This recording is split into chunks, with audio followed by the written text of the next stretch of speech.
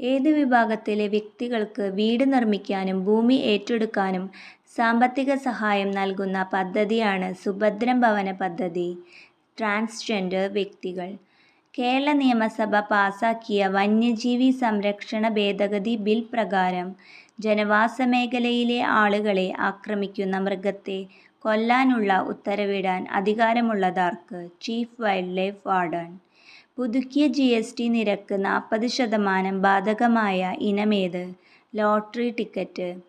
സംസ്ഥാന ഭൂവിനിയോഗ ബോർഡ് സംസ്ഥാനത്തെ കർഷകർക്കായി നടപ്പിലാക്കുന്ന പദ്ധതിയേത്? പ്രകൃതി പാഠം. ശുഭാംശു ശുക്ലയും സംഘവും അന്താരാഷ്ട്ര ബഹിരാകാശ നിലയത്തിലെത്തിയത് ഏത് ദൗത്യത്തിൻ്റെ ഭാഗമായാണ്? ആക്സിയം 4.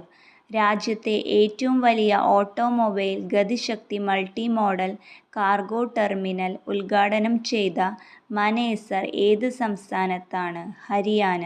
മനേസർ എന്നത് ഹരിയാനയിലെ ഒരു ടൗണാണ്. 2024 കേരള സാഹിത്യ അക്കാദമി പുരസ്കാരങ്ങളിൽ മികച്ച കവിതയ്ക്കുള്ള പുരസ്കാരം ലഭിച്ച കൃതിയേത്? മുരിങ്ങ വാഴ കറിവേപ്പ്.